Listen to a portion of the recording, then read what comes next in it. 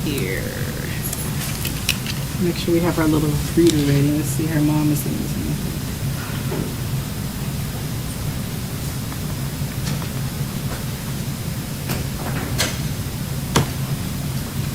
Ask him something real quick.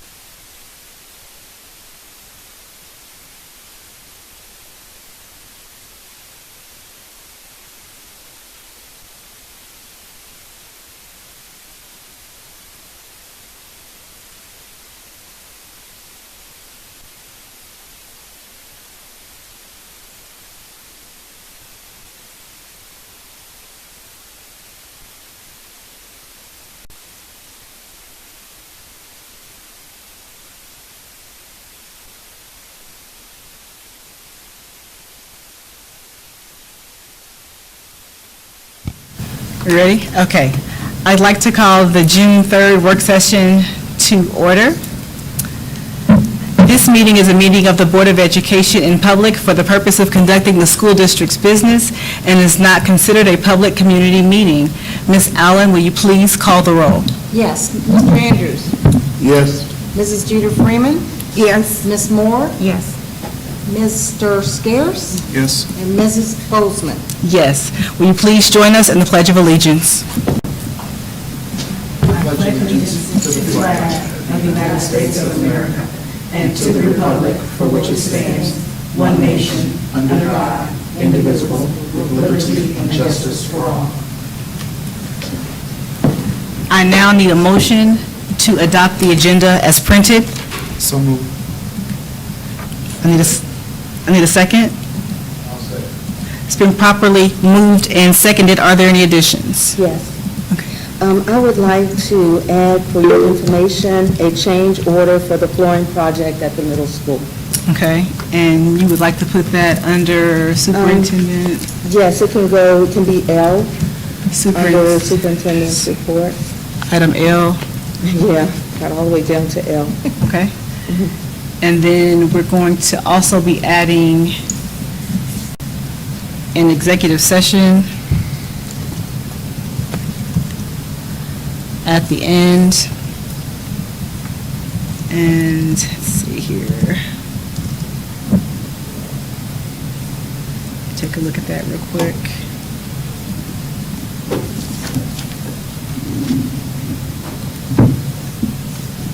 Hold on, I'm gonna get the correct wording of it. The right thing.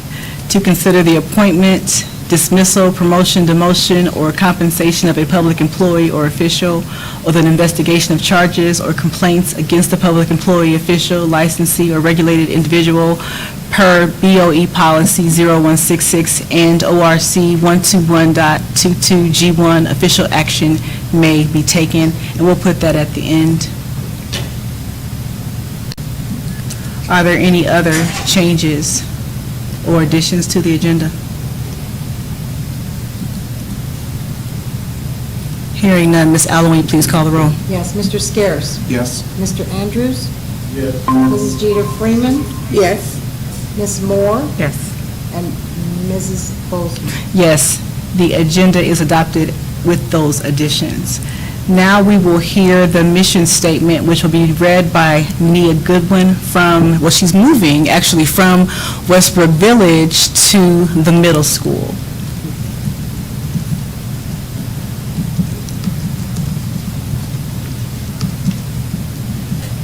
Oh, what happened? We're ready? We can't hear her, we can just see you. We can see you, not her, and we can't hear her. Now we can see her.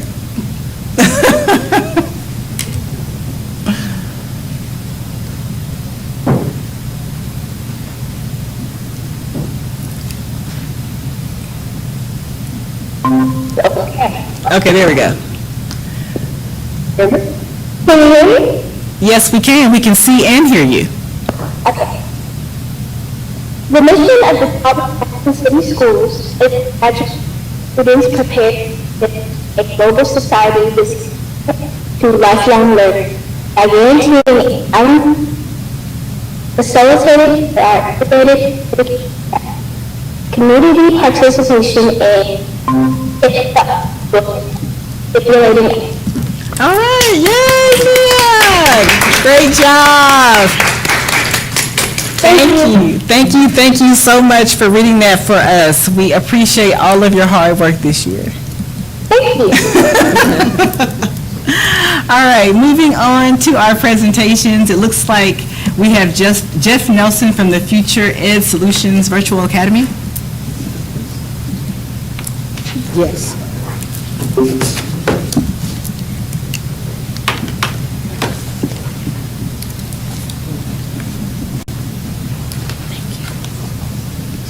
All right, thanks a lot for having me today.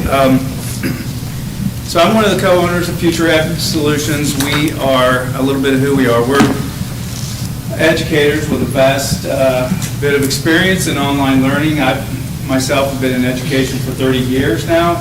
The last 16 years in online learning, and all of our staff are former educators and administrators in Ohio, and all Ohio licensed educators and administrators. So we are an Ohio company. We have worked with school districts around the state of Ohio for the last 8 years, and what we've done pre-COVID is we've gone in and helped school districts set up digital options under their umbrella to help serve their students in a number of different ways. They've offered opportunities to their students who may not fit traditional models in their school system. They have used the academy to recapture lost students who may have left them for other districts, or students who may have left them for charter schools. They have used it to offer pathways for potential dropouts. They've used it as alternative programs. They've been able to use it as credit recovery in summer school and other different things. So pre-COVID, that's really what we focused a lot on. We've continued to do that, but with what has happened this past year, we've also gone in and helped schools overcome some of the challenges that they've found this year with COVID, both K-5 and 6-12. So again, all of our teachers are licensed Ohio teachers. We teach live. During the day, K-5, we have live classes that our teachers teach. And then for the 6-12 model, we've been able to do some live classes, live tutoring, and then interact with the students. The K-5 model is more attuned to the traditional school day, more of a 9 to 3 model, whereas our high school model, our 6-12 model, has been like live weekly tutoring sessions and different recorded lessons that we put throughout the curriculum.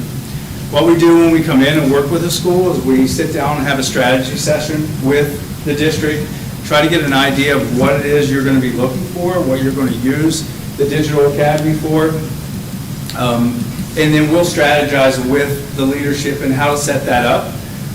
We're really different in a lot of different ways from other companies where the biggest difference is that we're educators, we're not business people. We don't come in and sell seats, where I think a lot of the other programs may do that. We like to think that we sell service instead of seats. And where our biggest difference is our billing, we bill per day per student so that it's a safe option for the district. Districts are able to only pay for what they use. We bill at the end of each month for however many students have been in. When we come in, we set the program up with the district. We ask that the district has a point person. We call them a mentor. So the mentor, we work with that mentor daily. And so the mentor has access to us really 24/7. They get a report at the end of, or at the beginning of each week to kind of gauge how the students are doing. But we also provide professional development for the mentor so that the mentor is able to utilize best practices and we make sure that the students are engaged. So the other thing that we will do is assist with student recruitment. So we'll take a look at the students and what you may want to do to bring students back into the district, if that's what you want to use it for. Coming out of COVID, if it's students that continue to want to be maybe online, we work with the district to set up a system that's going to best suit them and fit them. And then we'll do student and family orientation as well and try to get the students and family on the same page. So where I feel like the biggest difference, though, again, is our billing. You know, the way we've set this up, because we're educators, is we've set this up so that we don't get paid unless your students are successful. And so, as an educator, as a former administrator, we've tried to set this up the way we thought administrators in schools want to consume the product. And so, it's not a matter of us coming in and selling 100 or 200 seats when you may only need 40.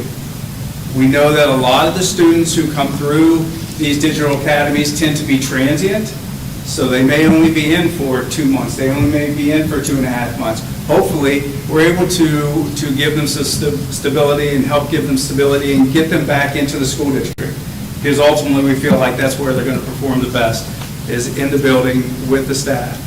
So having this billing model, it allows you to bring that student back whenever they may be ready, you may be ready, and so that's one of the reasons we do that. The other reason we do that is really we're vested. We want to make sure that you're successful. We're going to be in your school. We're going to be in the buildings, working with the mentor and working with your administrators to make sure it's successful.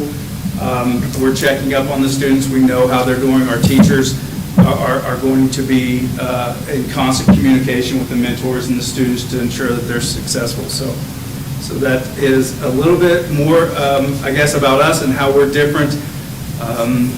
Any thoughts, any questions that come to mind? On the one sheet I think we had earlier, it says that you'll provide one-on-one tutoring if needed. Is that tutoring at an additional cost, and when would it be provided?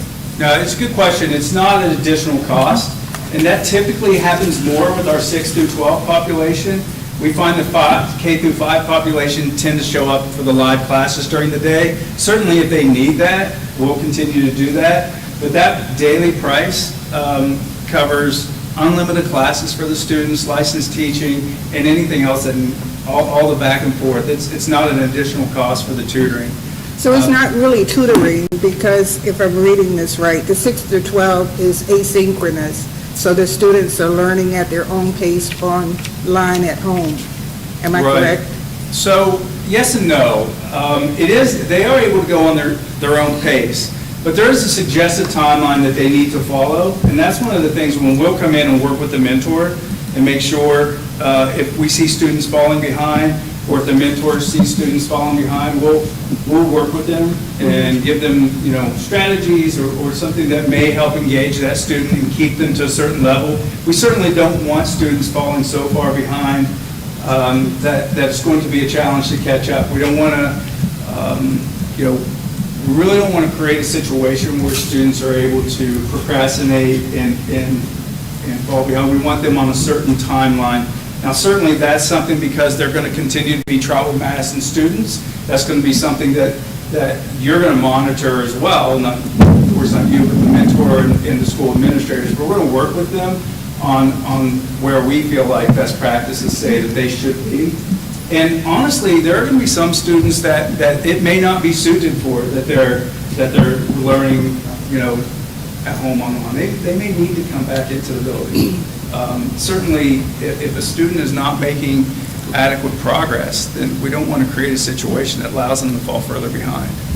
The other question, it says what it looks like, and it references a district mentor. So is that one mentor paid for by the district to service all of our virtual students? Because if I hear you, I hear the mentor will work with the 6 through 12, and is the mentor also working with K through 5? Yeah, so the And what mentor. does that look like? Yeah, so the mentor is the most important part of the program.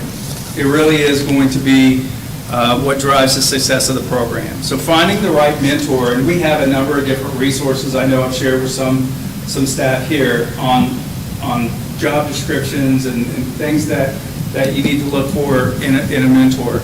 It doesn't necessarily have to be a licensed staff member. It can be a coach. We've had a number of different schools use different strategies. It needs to be somebody, though, that is a kid-centric employee, somebody that it's to work with these students individually and figure out strategies to make sure that they're successful. And again, we'll be a very big part of that, working with the mentor and suggesting those strategies. But at the same stage, we can also talk a little bit about the numbers. If we get to a certain number, it's going to be a certain time where we do want to talk about having more than one mentor. We do have a school right now that we work with that have 2 different mentors, one for K-5, one for 6-12. Depending on the numbers, one mentor could handle both, but we'll know when it's time to get another one. As you can see, we had talked about doing the 2 mentors, one for K-5 and one for 6-12. That's what we had discussed, and again, it's dependent upon the number.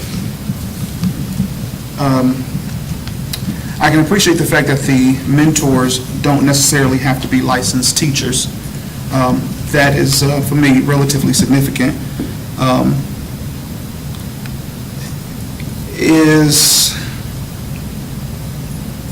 So you mentioned something about the students, or most of your student base, or possibly most of your student base is transient.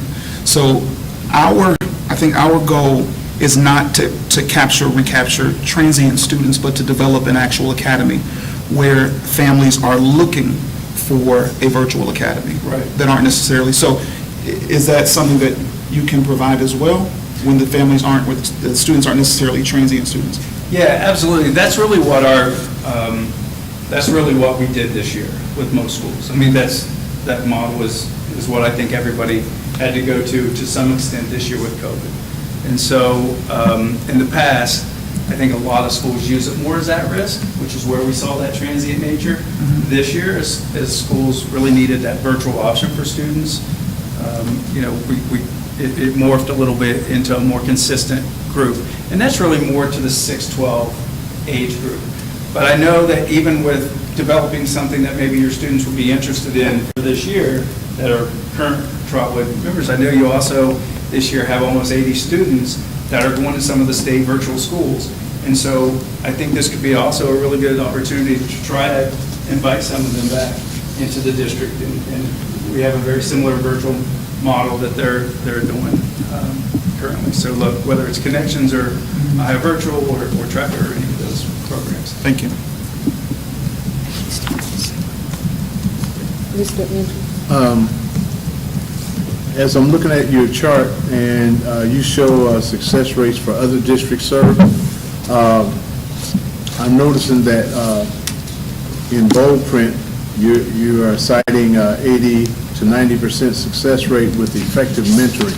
Could you define for me or describe to me what you envision as being effective mentoring that would make these success rates possible?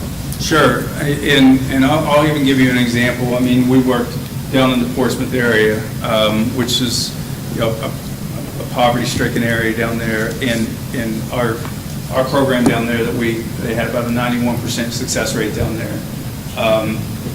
They really devoted a lot of resources, though. They had some, and on top of the mentors, some live tutoring. Now they had over 100 students in it, and so they were obviously. They were able to recapture and save quite a lot of students and put the funding towards that. But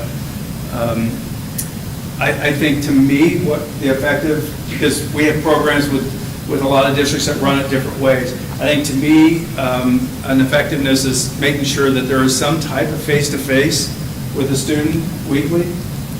Some schools do that to where a student has to come one day a week to a site or even to check in. I know now this year Zoom has become, a very comfortable way to do that. But I think that it's really important for these students who are at home to be facing that mentor, developing that relationship with that mentor. So what we look for in a mentor is somebody that, again, very kid-centric, because over time, especially I think the K-5 range, those students are going to connect more with their teachers and they're going to work for their teachers because they're going to have those live classes. They're going to be seeing their teachers every day. But in 6-12, those students are going to, over time, be working because of the relationship that they have with the mentor. I mean, that's, eventually what they're going to do. Now we were here and worked a little bit in your district a few years ago. In the junior high, we did a small pilot program. You guys had an amazing mentor there that with students who were using it in lieu of expulsion and suspension, and it really worked really well. But they worked because of her. I mean, she did such a really good job. So really, what I look for as a mentor is somebody who is on those students. They know, because the mentor is going to have 24/7 access to the system. They'll be able to see every click those students make in the system. They're also going to get a report every Monday that shows them where are they? Are they a little ahead? Are they a little behind? Are they a lot behind?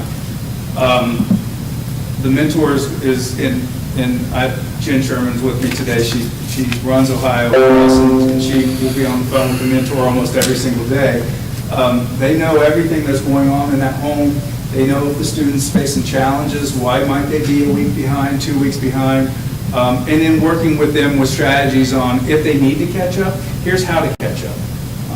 Here's some manageable strategies that we can use.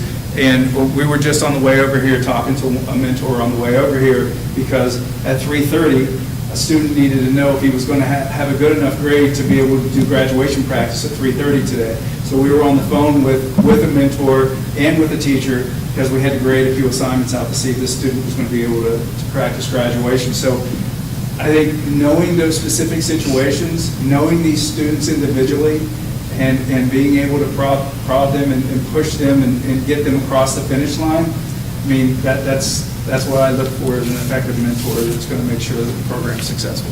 So one thing I do want to say, and I hope that your comparison to poverty-stricken district wasn't in relation to us because we ain't poverty-stricken. Like, we're fluent. So is there a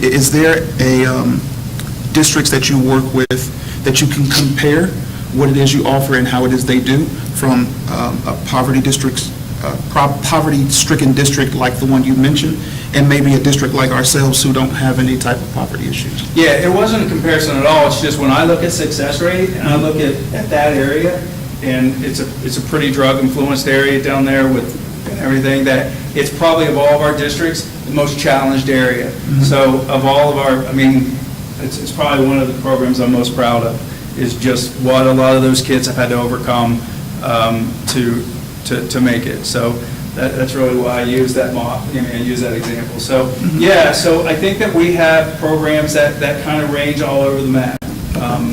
Districts that are very fluent, Lima Bat is one of the more fluent schools in Lima that uses and does very well. So Elmwood is up towards Toledo, more of a country school, but certainly not. And you guys offer both the hybrid, you offer the asynchronous and the in-person simultaneously? Or does it have to be one or the other? No, it doesn't have to be one or the other. All the students will be in the same program. And that's like when I talk about the beginning, when we would come in and sit with leadership and get an idea, what do you want to use this for? Some districts use it for the whole gamut. Some have a very specific use. And so we would strategize and say, here's how we want to set this up. Again, it's your students, so you're going to tell us, but we can certainly make suggestions how to do that. I think the more effective way is to have some type of a face-to-face if the student's going to be home for the entire time. Sure. Thank you.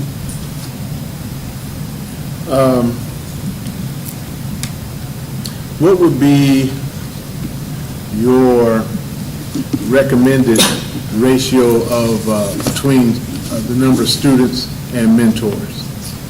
Yeah, that's kind of a hard one to say. Yeah, no, I mean, because you got a wide range of districts with different kind of severity of needs and things like that, but just in general, what would you think? So in Lawrence County, for example, we have an amazing mentor, and he has over 100 students, but they come in once a week, so he sees them once a week, and that helps. If it's someone who's completely, that they're not going to see in person during the week, there's going to be a little bit more, I think, a little bit more phone conversations, and maybe even going and meeting them at someplace, maybe a local McDonald's or someplace like that, to try to have meetings. So there's different strategies that you can use if the student's not going to be coming to the school. But I think a really good mentor, and Jen, you can jump in if you want, but I think a good mentor can handle anywhere from 80 to 100 students if they manage their day really well, and if they're full-time. We have some districts who don't use their mentor full-time. We had a district use a lunch lady once. She knew this kid, she knew the family, she grew up there, and so, but she did this part-time, and we've had districts be very creative in how they staff it.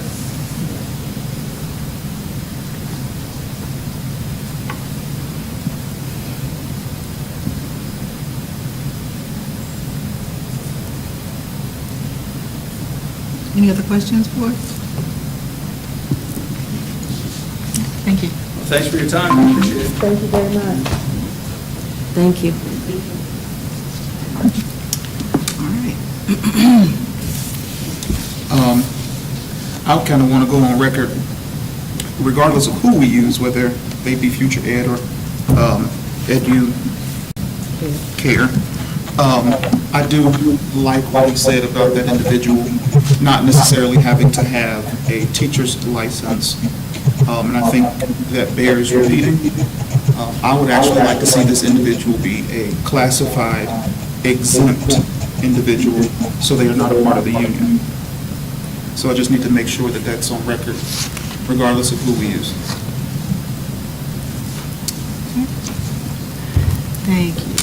Next, it looks like we have, I keep wanting to say Melanie Mack. I have a friend with that name, but it's Melanie Mark, Educare Virtual Academy.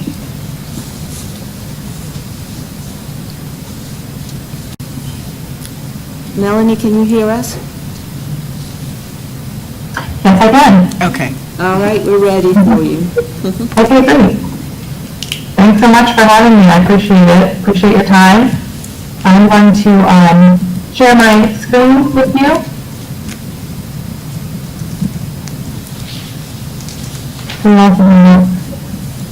To see that. And again, I'm Melanie.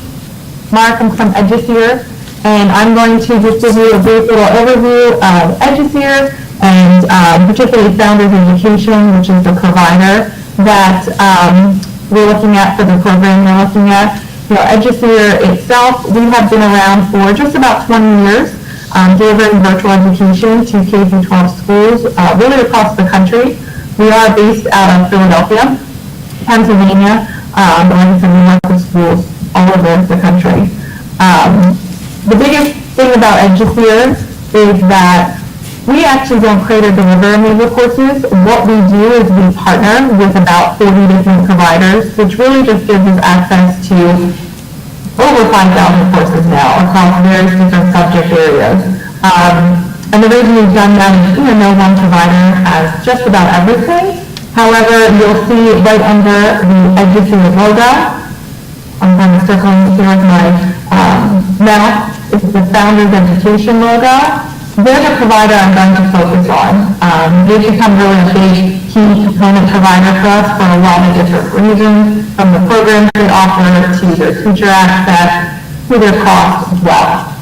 So in particular, and I think you may have your sheet in front of you already, but what you guys are particularly looking for, which would be more of a full curriculum solution for your students. So Founders does offer courses on a single basis as well, or whether it's credit recovery, it's going to be very different just single courses here and there, but the Founders Academy virtual seat was created to give districts the option to be able to deliver a student's entire curriculum to them virtually. So it is set up in a suite. The district would purchase as little as one seat. Obviously, you can purchase more. That one seat will give you access to unlimited number of courses for one particular student. The benefit to the seat is it is tied to the district or the school. So if you did have a student who started out the year in the virtual program and decided maybe by mid-year or even after a couple months that the virtual program is not for them, you did want to come back to the face-to-face classroom, you could put another student into that seat at no additional cost. They would then have access to unlimited courses while they occupied that seat. It is just under $1,000, $999.50. That's for the entire academic school year. This program does not run in the summer, but it does run from the start of your school year to the last day of your school year. You'll see at the bottom here, next to the Founders Academy logos, two really important other logos I'm going to be touching on. First is their Instant Teacher. To me, this is one of Founders' most beneficial components. They have continuous teacher support. They have live certified or highly certified, state certified instructors connected to each of their courses. And these teachers are available from 7:30 in the morning, this is Eastern Standard Time, to 7:30 at night, Monday through Friday, during the school year. And really what it looks like is just one example of what it may look like from a student perspective, but they're working in their course and they are struggling, they need that assistance, that one-on-one time with the teacher. They can click on a button that will put them into a chat room with an instructor on the other end. Of course, they can pull up a whiteboard, particularly useful for math courses and science courses. Students can still pick up the phone as well if they would like to have a live voice chat with an instructor. In our experience, students tend to gravitate towards this chat feature, but they do have the ability to pick up the phone. And we've just found this has been super helpful. Students are engaged in that course, and instead of them needing to wait to get an email back, or maybe have to wait for specific office hours, they can click in, get the help they need, keep them engaged in that course, keep them moving through the course itself. The other logo that was next to the Founders Academy was what they call their curriculum revolution. This is Founders' core content, the curriculum that they designed themselves. And I'm just going to touch on a few things here, a couple key pieces, I believe. One is under the orange. It's every rigor level. So Founders does have different rigor levels for all of their courses, so they recognize that not every student learns the same. So they have their essential-based courses really geared towards your students who are struggling learners. These could be students who have IEPs or 504s. However, they are not required to have them in order to enroll in an essentials course. Next would be your standards-based courses, really fulfilling the standards, but the focus is on the application and the analysis, probably more for your grade-oriented or students going right into the career course. A level up from that would be your college prep courses. They're surpassing the standards. And then finally, they do have honors versions of their courses, which really challenges students with a capstone project in both first and second semester.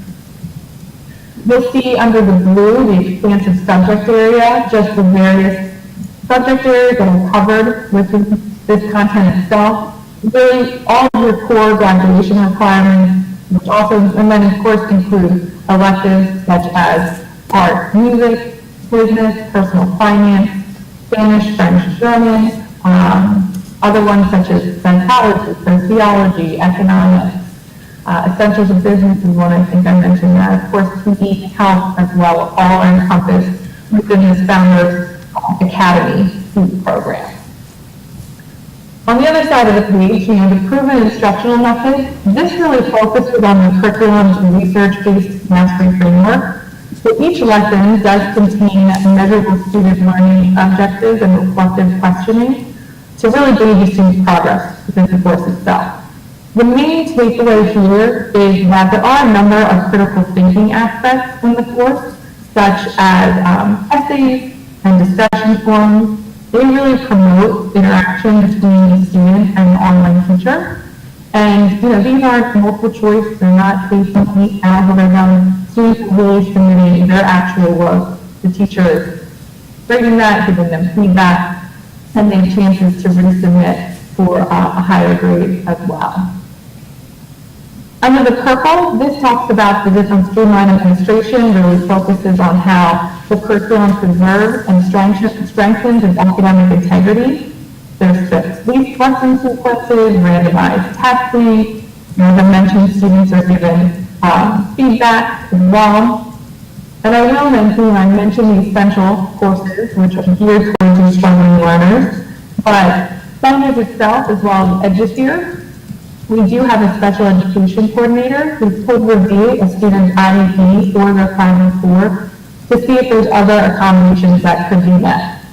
I do want to mention a lot of modifications are already built into the course itself, such as extra time on the test, students can take as much time as they need, they have a chance to already resubmit a lot of coursework. They can sit wherever they want, take a break. But if there is something additional, and we can't do it all, but if the school sends over the IEP or 504, special education coordinator will take a look at it and see if there's anything else that is possible. Then lastly, these courses have been designed by teachers to incorporate a lot of various interactive elements to really keep that curriculum engaging for students.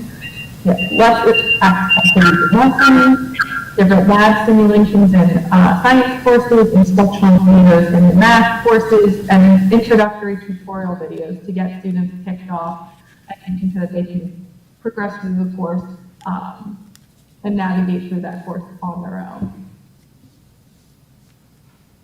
So that was really talking about Founders and the academic component. I'm going to talk a little bit, where does Educare come in? What do we add to the whole process? We really manage the whole process. We try to make things simple and easy, not only for schools, but as well as for students and parents. So I want to highlight what we call our personal learning coach. So every school we work with, we assign a personal learning coach, and they really are kind of that virtual safety net, main point of contact, again, not just for the school, but also for students and parents. So they're there to help find the right courses, help with registration, They're doing some things to help simplify grading communication. If a student loses their username and password, they can reach out to that personal learning coach. Maybe the parent has a question about the student's progress. Anything non-academic, the personal learning coach is there to help out and be that kind of safety net. Now, I mentioned simplifying kind of communication and grading information, and that's the other key piece that Educare really brings. We really pride ourselves on our communication, and communication really begins right after the student completes or the school registration is completed. So we send out a registration confirmation that goes to all constituents, student, parent, and a school contact. Next, the student, the parent, and that school contact will receive a welcome email, which will have that student's username, password, and other introductory information. On that same day, a welcome call from the personal learning coach will go out. The following day, founder's teacher will actually give a call letting them know that welcoming them to their individual course. These calls really remind students and parents that the courses have started, and it encourages them to log in sooner and start working on their coursework rather than later. Throughout the course, the student, parent, and school constituent do receive what we call these ed mails, which are weekly progress emails, and they really give a pacing guide for the student to be able to finish the course by their end date. So those goes out once a week. It shows the student's expected progress, their current progress, and their grade as if they were to do no more work, which would factor in any zeros. We don't want students to think, I have 80%, but I've only done 2 assignments. They don't submit the rest of the assignments, they're not going to end the course with an 80. Every other week, we also send out what we call these ed calls, and these only go to students and parents. Just another nudge, another gauge, letting them know where they are in progressing in the course. They are automated. They often can be, maybe similar to like a weather delay that you guys may send out during the school year. It'll tell the student, they're passing that course, they're on pace to complete it by their end date. They are passing that course, or they're not, but they're not on pace to complete it by their end date. And then the last one would be, they're not passing the course, nor are they on pace to complete it by their end date. Just another little reminder. We believe the more we can communicate with not just the student, but the parent and the school constituent, the more of a positive impact. Students tend to be more engaged in the coursework, and just overall more active. Lastly, once of course the course end date has, upon completion of that course, a final grade will be sent out a couple days later once everything has been solidified. Lastly, for the administration, we do have what we call our administrative access, admin access. So this is a nice aggregate report of all students currently enrolled, what courses they're taking. Nice little color-coded bar gives you a good visual of how they're doing. Those are also the types of ed calls we're sending out to students and parents. And then it will detail out the same information we're pushing out on a weekly basis via email. Also shows up here, it just updates more frequently. Also will be a final grade column. Once that final grade has been posted, you'll see that there. It even has their last login date as well on the far right-hand corner. So that is really Educare, a brief overview of Educare, and particularly Founders Education, who, like I mentioned, that's our primary provider, particularly when it comes to this Founders Academy program, which is the program you guys are looking at for your virtual academy. And then with the extra from Educare with the personal learning coach and the communication piece, that is, that's us. Okay, are there any questions, board? I noticed that K-5, most of the programs as identified on here anyway, shows asynchronous. So what does it look like when if I had a middle school student? So Monday morning, 7 a.m., they log on, and what happens? Yeah, so there are asynchronous courses. They're also, the courses are open 24 hours a day, 7 days a week. So there is nothing that says they need to log in at 7 o'clock or at 8 o'clock. But of course, they start their day, they'll log into their course. Right from the get-go, they'll see everything that they need to complete within that course. So all the lessons, there's a little tutorial video. That's the first piece that we really encourage students to watch. It's about 4 minutes long, and it really goes through how to navigate through the course, what's kind of expected. Obviously, they'll have a syllabus, and then really they'll start by going through the lessons. And that's where the interactive components come through, whether, I mentioned interactive activities. If it's math courses, they have some videos in there. But say, I'm a student, I'm working on my course and it's been about 5 minutes and I get to a point where I'm really stuck and I need that help, I would click over onto my instant teacher and I'd get put into that chat room, which I think I had an example of that. And I would reach out and say, I need some assistance in math.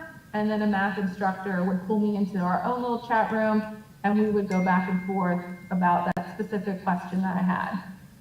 They can stay on there for 5 minutes, they can stay on there for 10 minutes, 20 minutes, however long they need to, and then they can resume continuing to work on their course and keep progressing. Now in their grade book, they are gonna see our pacing guide to a degree. It's gonna tell them where they should be. Every day they'll be able to log in and it'll say, okay, you should be 2% complete with the course, and it'll tell them maybe they're 2%, maybe they're 5% complete with the course. But we'll also send out those weekly progress updates as well. That'll give them a pacing guide to keep them on a pace schedule per se. So on that chat, when the student is chatting during the Insta chat, Yep. Will they see a teacher during the day? Will they see a physical person? Teacher? No. Or is No, they will not. Okay, thank you. Yep. Any other questions, board? Okay, thank you, Ms. Mark. Yep, I appreciate your time, thank you. Thank you. Okay. Moving on to the treasurer's report.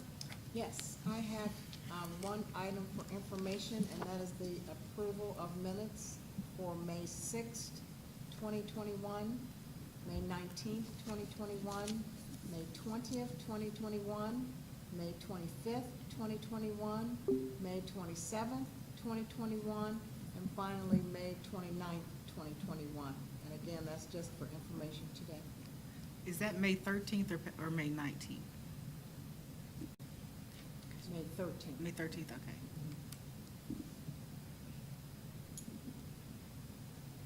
Got it. Thank you. Moving on to the superintendent's report.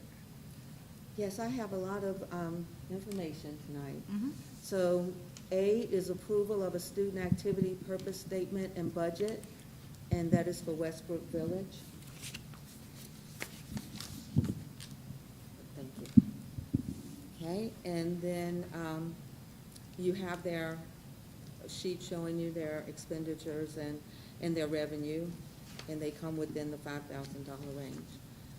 B is approval of donations to the district, and we have donations by Energy Optimizers, $500 in supplies, including hygiene supplies, hair ties, snacks, socks, things of those natures. And then we also have cold weather donations, and it's from the Tau Lambda Omega chapter of Alpha Kappa Alpha Sorority Incorporated, and the amount totals approximately $1,650.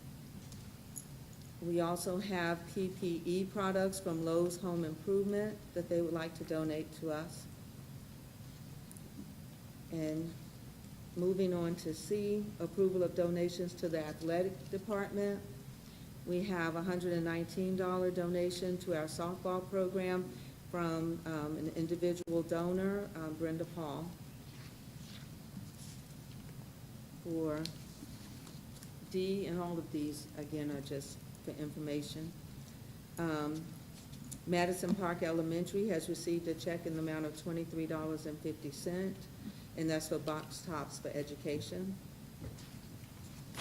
And then we have one more. Open it. The Early Learning Center has a donation check of $444 from a fundraiser called Fan Cloth.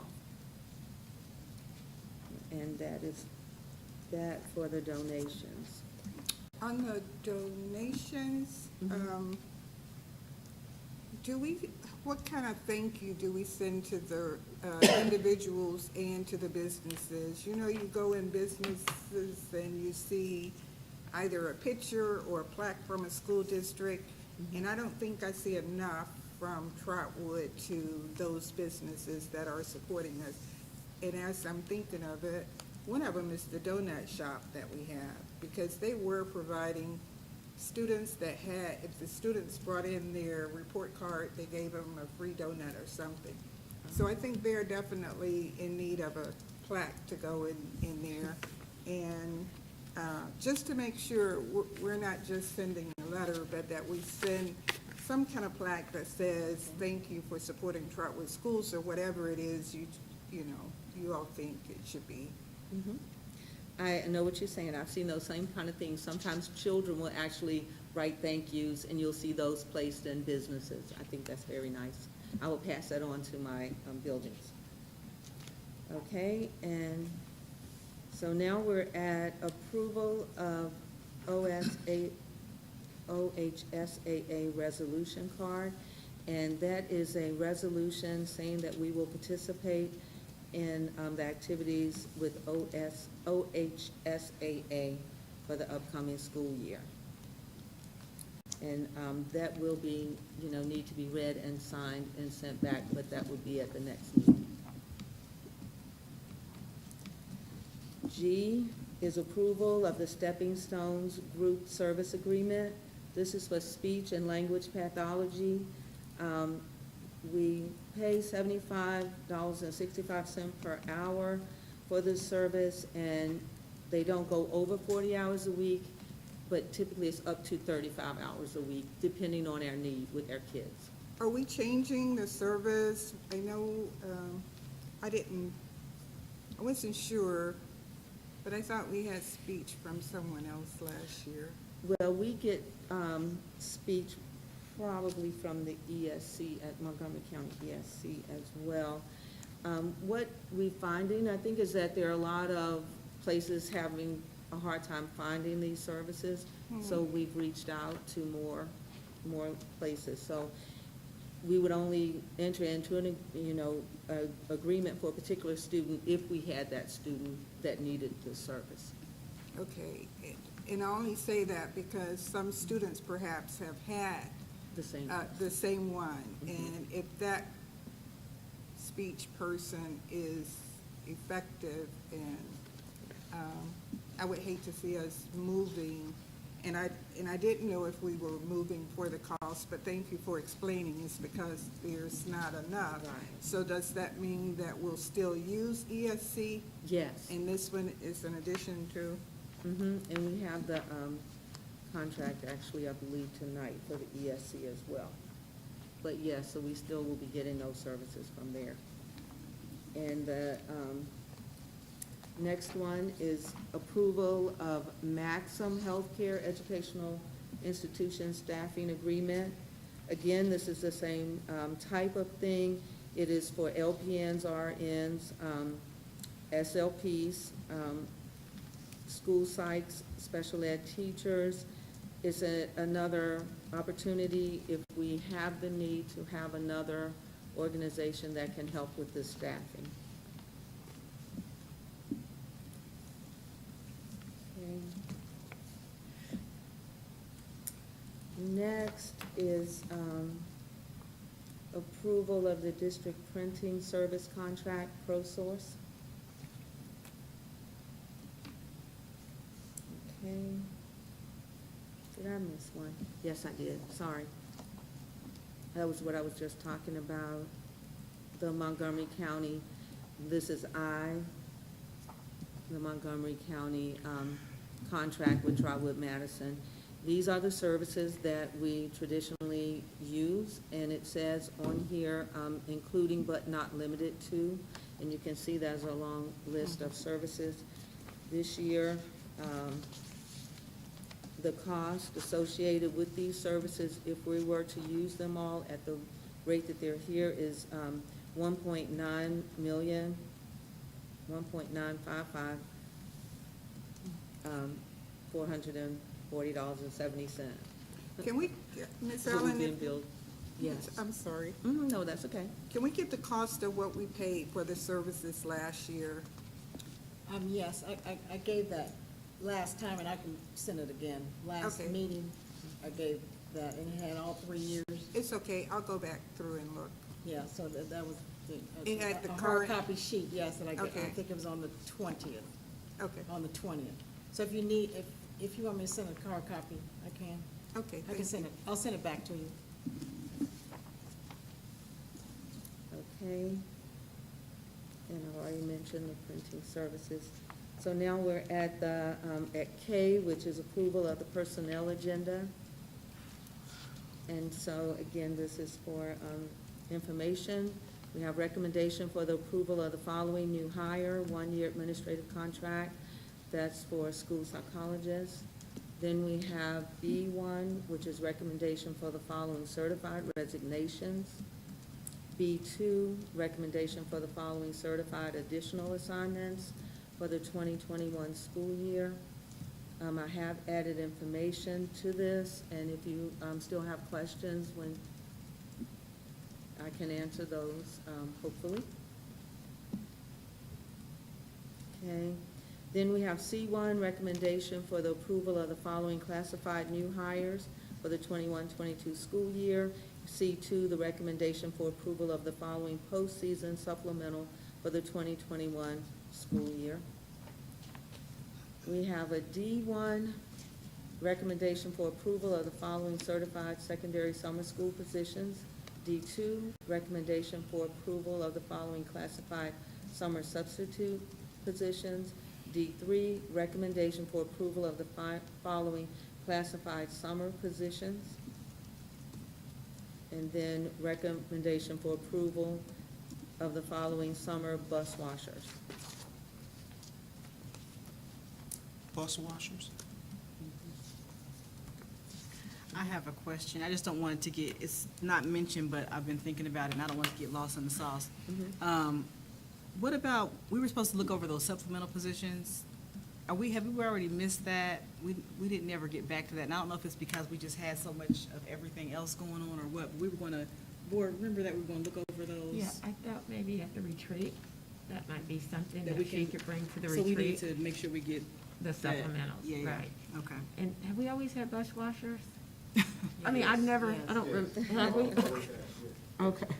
Yearly, we have to have our buses inspected by ODOT, and the insides are inspected. So bus washers will man the majority of the internal components of the bus, replace seats, clean aisles, anything that needs to be addressed according to the ODOT checklist.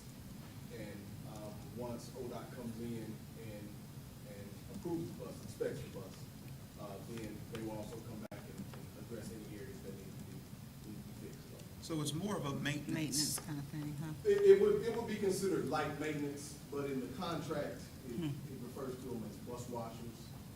So they do That some contract. washing of windows and of the seats. If seats don't need to be replaced, they do wipe down seats, things like that.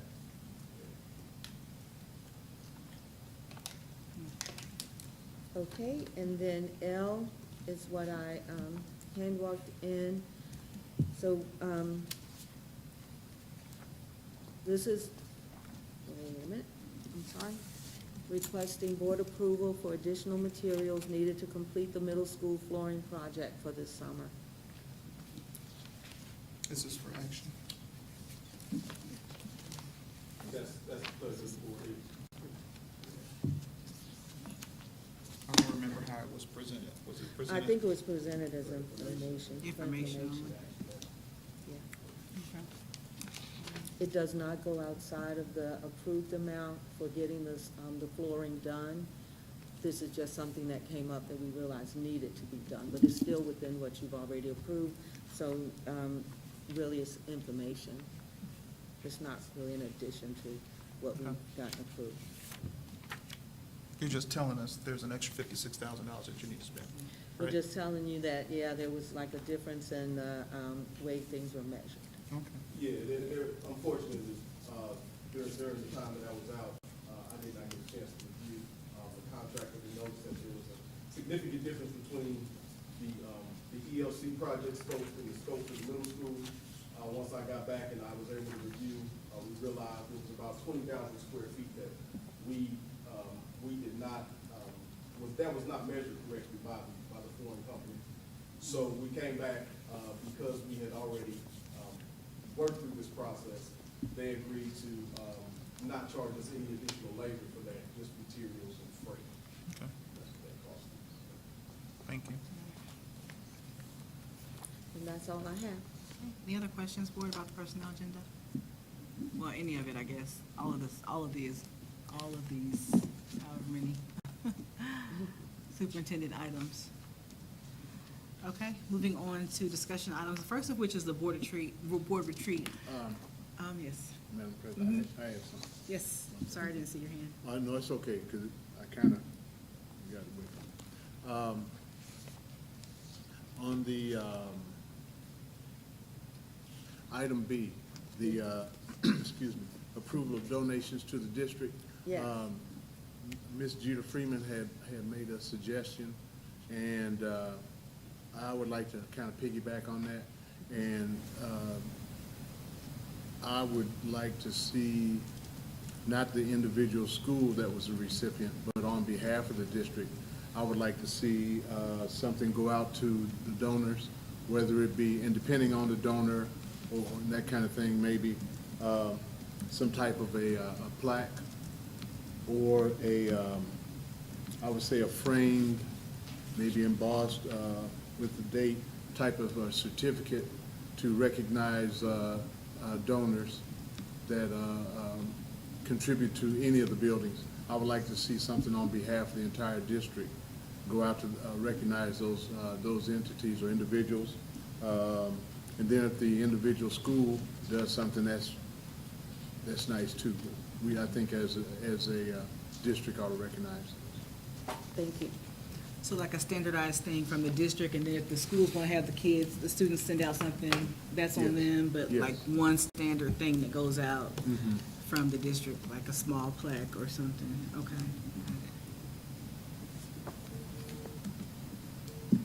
Anything else, board? Okay, moving on to discussion items, looks like board retreat is up, dates, topics. So what are we looking at in terms of dates? Because we're into June now, so we're looking at July. I would like to mention that I had asked about the one with the OSBA. We had talked about that. And so if we're into July, July 10th is a Saturday. That one is available for OSBA, if that's available for you all.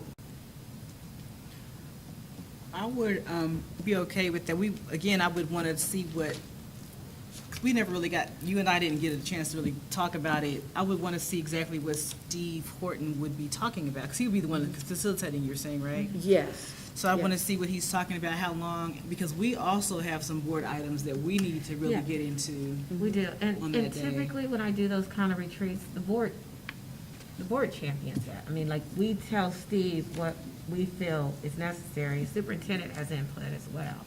But it's catered to our needs, not a standard cookie cutter, whatever he presents to other districts. So that would be information that could be shared with all of us as far as what we think is significant in this district.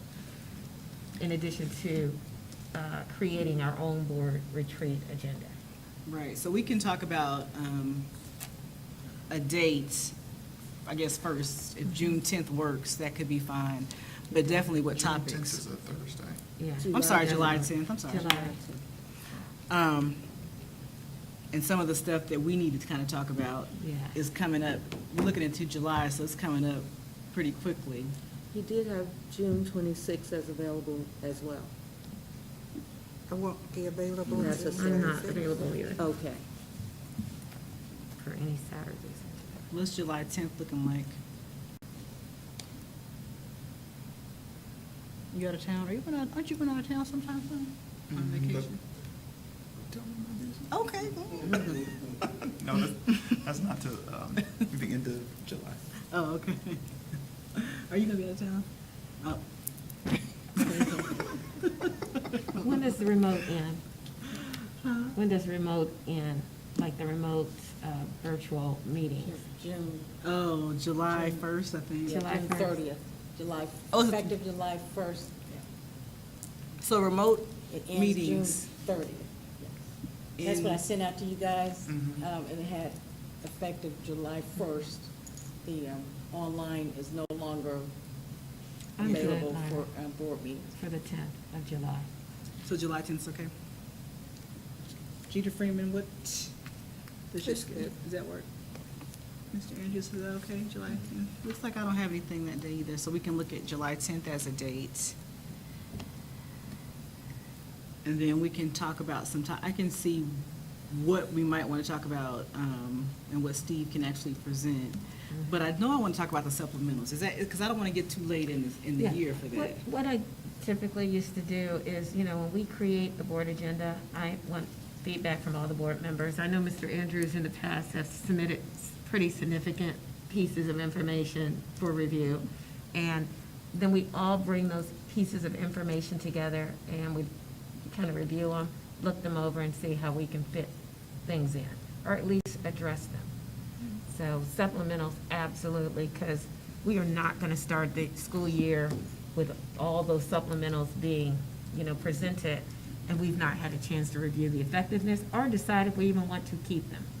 Yeah, that was one of the ones I didn't want to get too late into, and that's when it kind of hit me that we're already into June and we've not gotten to that. So I want to definitely put that on first on the list.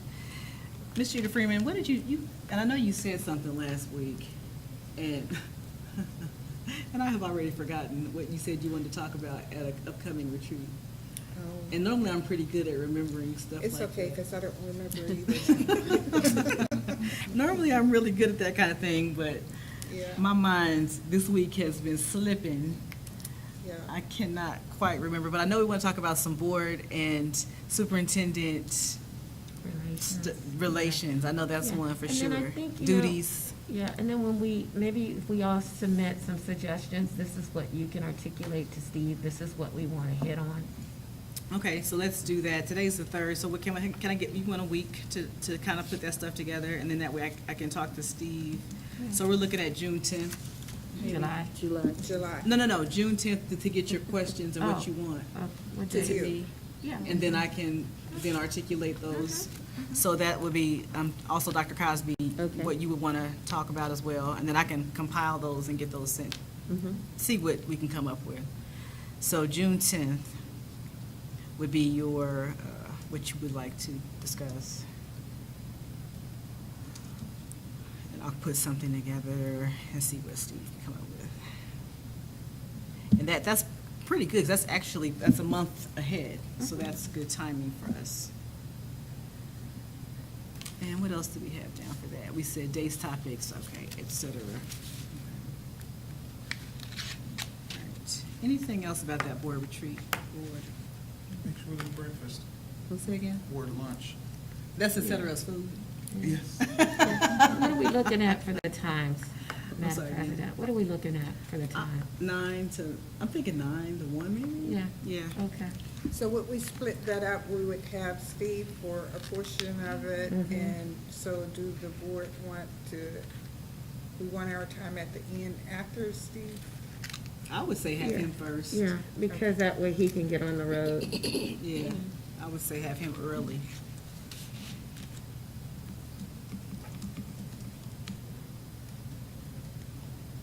Okay. He was pretty good the last time we had him. He gave us some good information. Okay. Anything else? All right, moving on to the governor's most recent health and safety mandate. Is this, who's gonna talk about this? I just had it sitting here. I don't know. That's Mr. Howard. Just for Oh, the okay. purpose Okay. of information, we did acknowledge and receive guidance from the CDC and from the Ohio Department of Health, and we, as we have been doing since March 17th last year, have been following the guidance with regards to the health and safety mandates. This was sent out on May 15th by the governor, where he has informed us that masks should still be in school buildings with kids. We have acknowledged the June 2nd date of the mask mandate, so we have loosened those mandates amongst adults, amongst buildings where kids are not. But as far as we move through the summer school process, the information that we received is that his expectation was that we continue that through the end of the school year. So summer school, we will be asking that all staff and students wear masks, and we will be encouraging parents if they come in to continue to wear their masks. The one point that we did want to just kind of touch on a little bit is the students pre-K through 5. What's ultimately going to have to happen is that if the vaccine is not dropped down to that age level, the board and the superintendent are going to have discussion with regards to what's going to happen next fall. Initially, with the 5-week stance, if the vaccine is dropped down to that age level after 5 weeks, then what's been happening is that those kids have been able to be mask-free. But if that does not happen, now the word is that within the next couple of weeks it's going to happen. But if that does not happen and we head into the fall, the board, and like I said, the board and the superintendent, you guys are going to have discussion on what you would like to see with regards to students pre-K through 5. Pre-K through 5, what do you mean? Whether or not they wear masks, Okay. pre-K through 5. That's just going to have to be a decision. Because if they don't have vaccine Yeah, eligibility. because of the vaccine eligibility. And all that is kind of gauged on when that vaccine eligibility is dropped down. With students 6 through 12 here within the district and across the county, most of those kids now qualify. So starting July 2nd, according to the information we received, starting July 2nd, we'll allow that age group and staff to be mask-free. But because of the pre-K-5 number not being eligible for the vaccine, we head into the fall. That discussion is just something that has to take place. Is that July 6th? Is this a typo? Is it July 6th where you're going to lift the mask? July 2nd is the end of summer school. July Okay. 6th is that Monday. Monday, Yeah, okay. July 6th is that Monday. So through July 2nd, the end of summer school, and starting July 6th, district-wide. Period. Okay. And again, of course, we put that information in the note that wear to your, to your comfort level. I'll make my mask the rest of my life. Yeah, me too. But that's going to be personal choice, but we've been sticking to the guidance pretty standard and pretty strong, and we think it's important that, that we share this with everybody, and that, again, understanding that if pre-K-5 doesn't happen, you guys are going to have a discussion on what that looks like. Mr. Howard, at this point, do you have any kind of idea or getting any kind of feel from the Department of Health or CDC about what their policy is going to be in terms of dealing with these youngsters? I know they're projecting they could be eligible to be vaccinated, but do you get a feeling that they might actually try to implement that? Or I spoke to the CDC, I spoke to Public Health in Montgomery County last Thursday, and what she told me is that ultimately, as long as the CDC, the state, and the other entities feel that the masks are no longer necessary, then it's going to be totally up to the discretion of the governing body, what they do. So I really think what's important is the next couple of months to just kind of see where it goes. But I would not be surprised if once they drop that vaccine down, that it's just going to be standard. Wearing the mask at your own risk. That's my perception. I just listened to the information on the phone. But from what they told me about June 2nd, after you get through your summer school, after you get through the end of the year, it's kind of up to you guys. So. Okay. Thank you. All right, thank you. Okay, treasurer's comments. Ms. Allen? I had 2 items this evening. The first item, I would like to ask the board to have another meeting.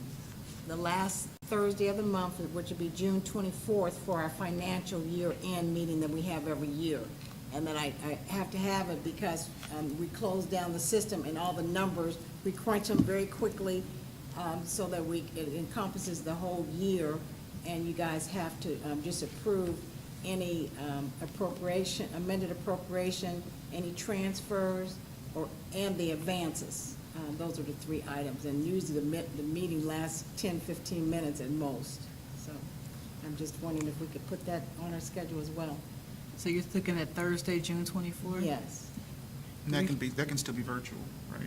Yeah, Yeah, because that it's- could, Yeah. it can we can still be. do that one for That'd be virtual? Still under the under the virtual. It's under July 1st, so yeah.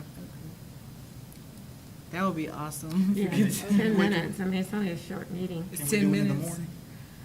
I don't know, good question. It probably would have to still be 5:30. Oh, because it's already published, would it have to still be 5:30? No, you can move it. You can make it whatever time you want, okay? Mid-afternoon? Well, Mr. Andrews may not be able to do Right. that, because I he was gonna works. say, my work schedule You get a lunch? may make it a little tougher for me to go earlier. Yeah. Yeah. the later the better, we're still Oh, crunching numbers almost to the end, so Oh. for the later for us, the better. Okay, I mean, 5:30 would be fine. Okay. Yeah, if you have it earlier, it's just too much. kind Okay. It's of, it's kind of like in a bind, we're still It'd be really great. crunching That's, numbers. if we could make it virtual, that would be, if Yeah, it's just that'd 10 minutes, that would be great. Yeah.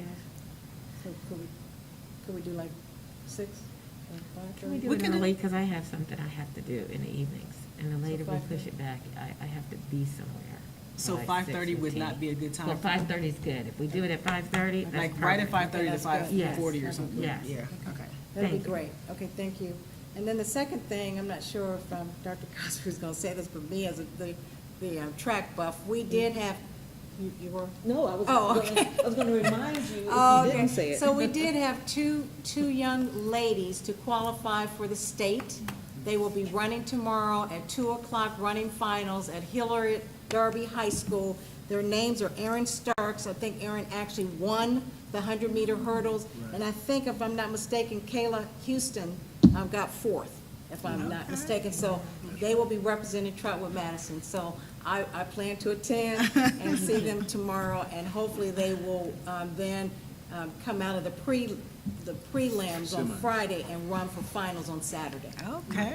So I just wanted to let you guys know We're that. still not fully using all of our social media for that, because I was looking to see where we were with track. I knew we were in so we really got to make sure our sports program is posted on our Facebook page. It should be streaming through. You know, if we have current things like that happening, if you go to Trotwood page, if you go to Twitter, if you go to wherever we are, that's what you should see. Because people are looking for it, so, and it acknowledges our students, and it gives them extra support as they're out in the community. Hey, you know, have a good one, so. So how does that happen with that, that company that we use? I mean, do you have to feed it to them, or who feeds it to them? How does it get out? We do feed it to them. We feed it to them. And I'll have to get people who aren't traditionally doing that, because the person whose job it is still out. Okay, so we But don't have a I- person to feed it to them. I would also say, though, you know, our sports program That is is right. I also, will tell has to them. be a little savvy, that they know how to post that, you know. Well, just communicate it. social- Can't they right. just communicate it, and then we get it done? Right. Yeah, get it Yeah, to that's where what I'm it's saying. at, I'll like let hand them it know. off to I someone. mean, because we're paying a lot of money for that service, and if whether we use it or not, we pay. Absolutely. We might wanna look at A that. lot of money. We also, Ms. Allen, we still use BNN Sports for our sports notifications and stuff. I think he's, Mr. Smith said, you said BSN, I think? No, Or VN, yeah. VS and Victor N. Yes, and he said, I think the night that he came, he said that they are using that as the streaming service. Okay, so who is responsible for feeding them information, or are they responsible for getting the information? If we're paying people, we gotta hold them accountable. I mean, Yeah, I would like to add into that, especially with the, particularly with track, because it's a spring sport that generally speaking, the public doesn't pay a whole lot of attention to until Olympic years anyway. But I was able to follow the team, but that's because I knew sites where meets and their results are published and things. But I did try to look at the district website first, and I was kind of disappointed because there wasn't any mention in there. And these young ladies did very well. The one is a regional champion, which is, region is, well, that's Southwest Ohio. So that includes everybody from here up north toward Troy and Piqua all the way down through Cincinnati. So that's pretty impressive.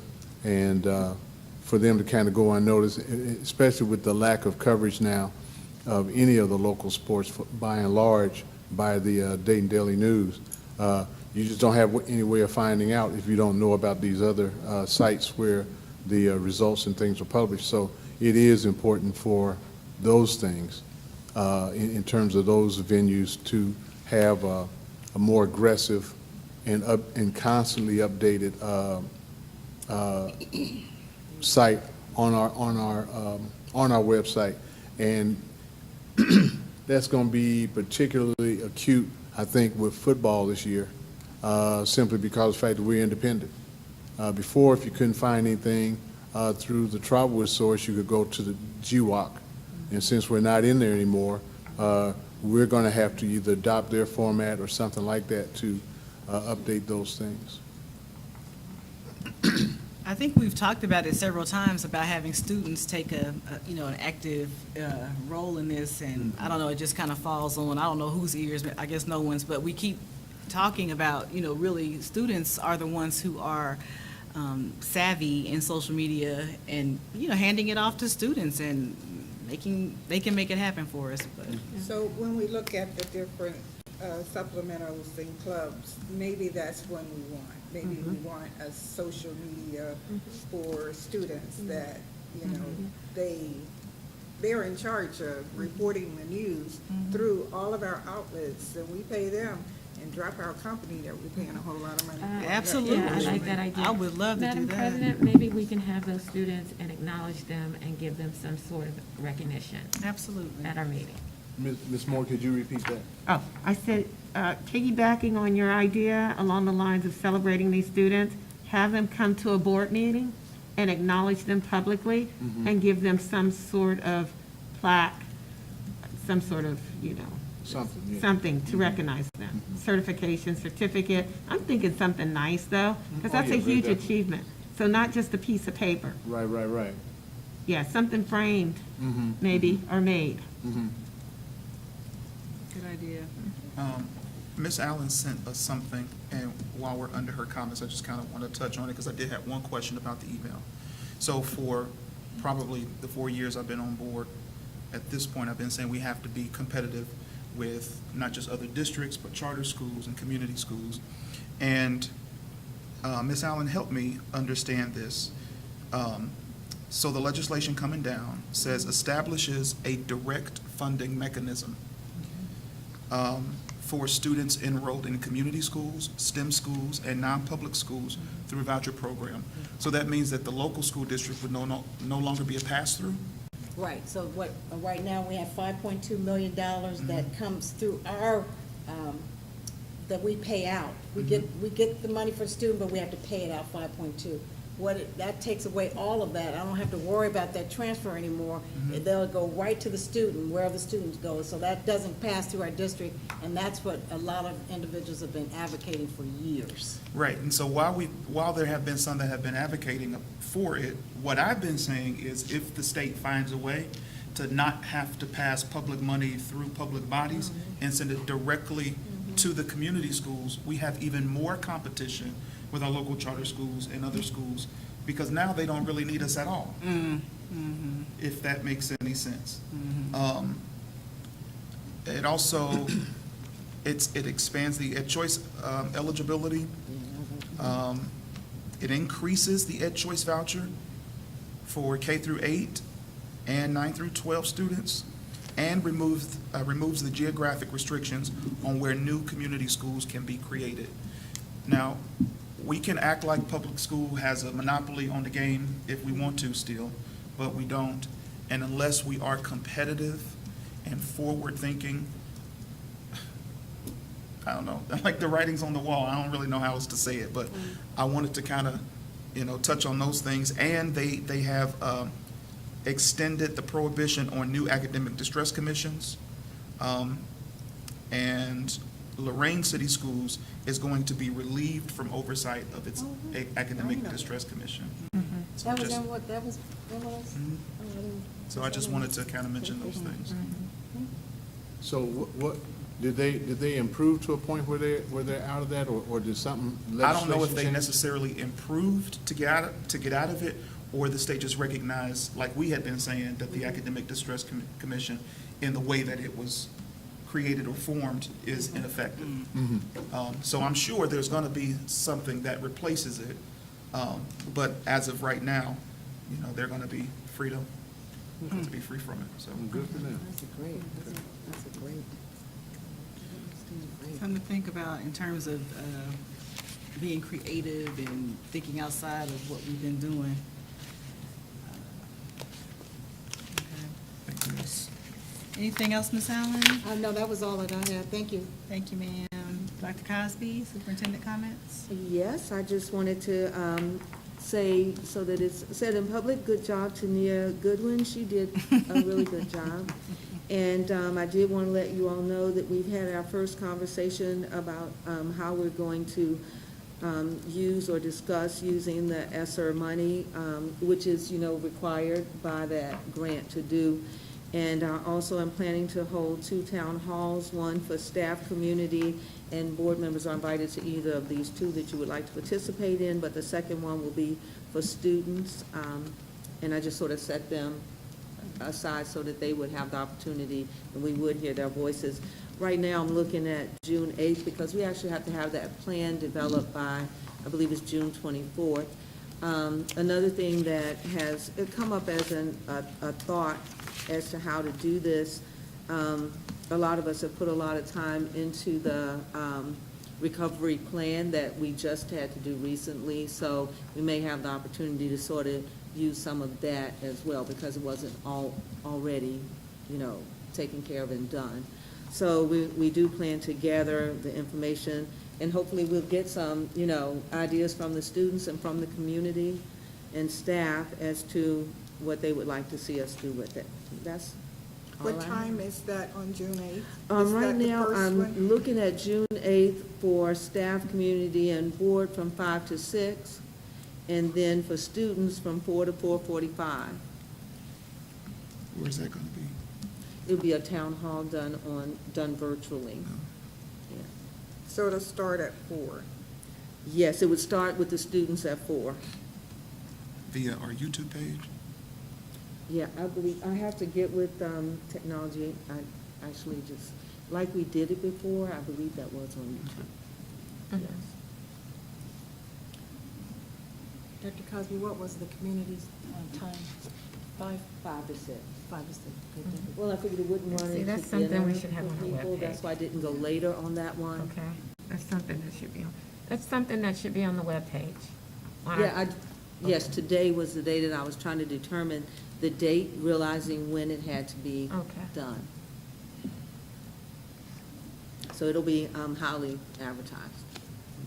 Will we have students, or had you thought about, I should rephrase that, have you thought about having students, maybe some of our juniors that will be in leadership positions next year, to come to the board office in person to help sit and be visible as a part of that student conversation? I don't Yeah, know. that's a good idea. I'm really ready to thrust our students into leadership. And I'm glad that we're talking about it, Ms. Uga Freeman, because, again, when we think about these supplemental contracts, these are good ways that we can Integrate our integrate, kids. yeah, and And- make sure that they're doing and- those kinds of leadership things that we've been begging to have happen. And then pay them to do it. Mhm. We could redirect those funds so that they can learn and earn. Yep. first of all, that is amazing. What's that? Learn and earn. He's writing it down. Okay. Yeah, we can have a learn Like, and earn that's a whole program. initiative, learn and earn. Mhm. Yep. All right. Anything else, Dr. Cosby? That's it for me, thank you. All right. Mr. Andrews, board comments. Don't really have a whole lot. You didn't have anything else? I don't, but I do want to, once again, congratulate those two young ladies who are going to state. That's pretty significant. We've kind of struggled with track and field lately, and that at one time was our calling card. So it's nice to see them going and actually kind of extending, in a way, a tradition, because we've had some excellent young ladies hurdle that came out of Trotwood and went on to, in some cases, national and international prominence. So they're kind of reinstituting a legacy. I thought I saw Donica Merriman. I thought I saw her walking up the steps several times, and she You was probably, a very. you probably did. You probably did. Yeah, So 'cause was she she's here. a coach or something? Because I kept seeing her, and I said, that face is familiar, and I thought that was her. Donica Merriman was an outstanding athlete. And did she go, I don't know if she ran for Ohio State? Ohio She ran State. for Ohio State. She So was, I thought I saw her. Maybe she was recruiting. Probably did. Anything else, Mr. Andrews? no, ma'am. All right, thank you. Ms. Jeter Freeman? Nothing? Ms. Moore? Yeah, we need to make sure that we get the superintendent and the treasurer's evaluation done before June 30th. Thank So, Ms. Madam, Moore, could you? we need to make sure that we get the superintendent and the treasurer's evaluation done before the end of the month. So, as we do customarily, Madam President, we get those templates out, and we set dates to do that. We Okay. probably need to set those dates sooner than later, especially if we got the 24th. Well, that's a virtual, though. Just looking at how we can get the most done in the least amount of time, because I think that's like a two-step process. The board does the evaluation, the superintendent self-evaluates, and then we come together. Okay, so we can look at some dates.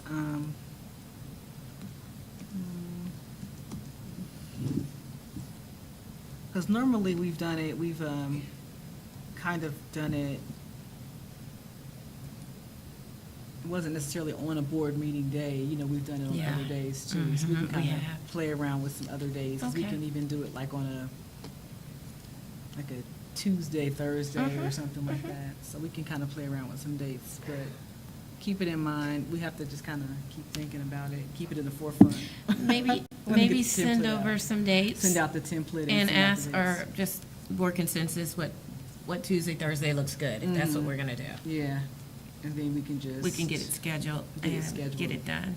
Sooner the better. Got it. Thank you. Mr. Scares? Yes, ma'am, I got a few comments. Mm-hmm. And if I can get a couple minutes. So,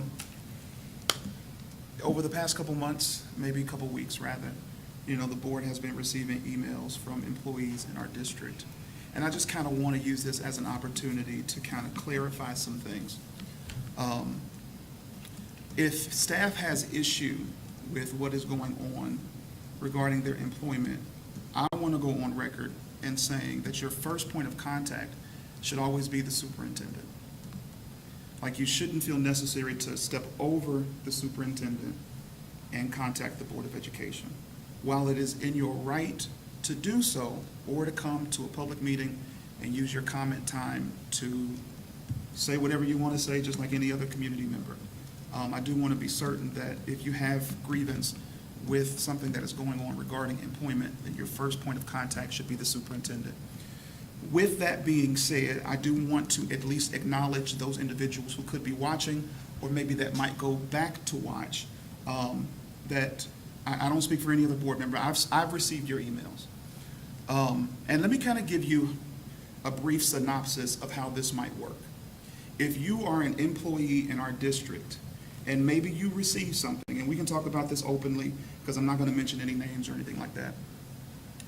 If you've received, say, a non-renewal or a pay decrease or something like that, and you find issue with that, you send a letter to the Board of Education. We say, what's going on here? We possibly have a meeting with the superintendent. We go back and forth with the superintendent about what the vision the board has, not just for your specific role, but for the district as a whole. 9 times out of 10, your position is going to be written into the negotiated agreement. So the superintendent will probably have a conversation with your union representative about your respective role. Come back to the board and say, well, based off the negotiated agreement and what our attorneys say, this is what can happen. But I need these employees to know that the union can readily negotiate at any point in time what is in that contract regarding your particular position. So if there is reluctance there about your pay, about your requirements, about your job description, about your role, it is not on behalf of the board or not even the superintendent. You probably need to have a conversation with your union representative. Because if by chance there is some friction there from what the board says is necessary and what your union representative is saying necessary, you may want to have a conversation with them. Because if they're supposed to be fighting for you, but they seem to be fighting against you, maybe that warrants a conversation. Because what do I say? Conversation kills confusion. And so I have received the emails.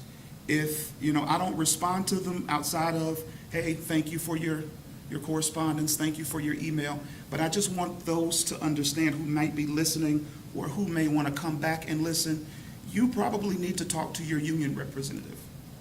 Because if we say, as the Board of Education, this is what we say, if the superintendent says, this is what she says, and it still can't seem to find any common ground, you have to find out what your common denominator is. And if it ain't us, use a process of elimination. We just need it in writing. Excuse me. No one asked you to speak. It's okay. Nobody asked you to speak.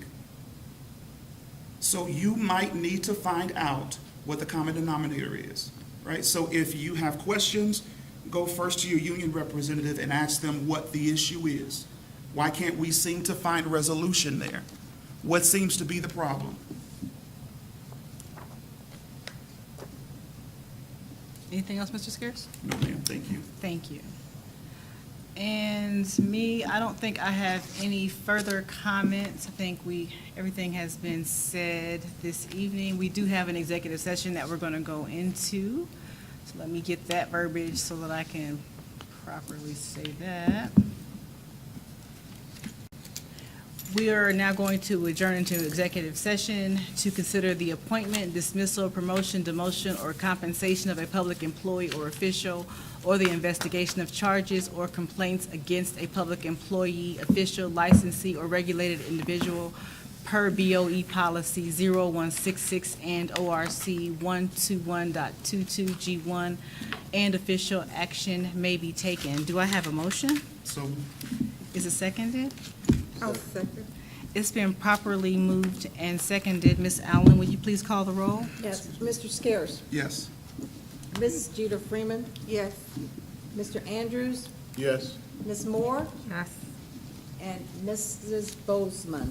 Yes, it is now 7:09. We'll be moving into executive session. Are we going back?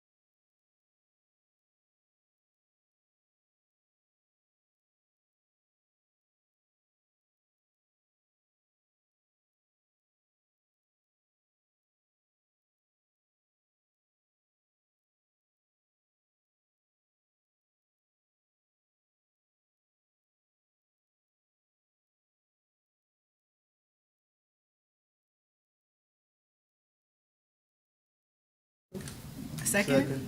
Second. Okay, Ms. Allen, will you please call the roll? Yes, Mr. Scares, Yes. Mr. Andrews, Yes. Mrs. Jeter Freeman, Yes. Ms. Moore, Yes. and Mrs. Bozeman. Yes, meeting adjourned. Thank you.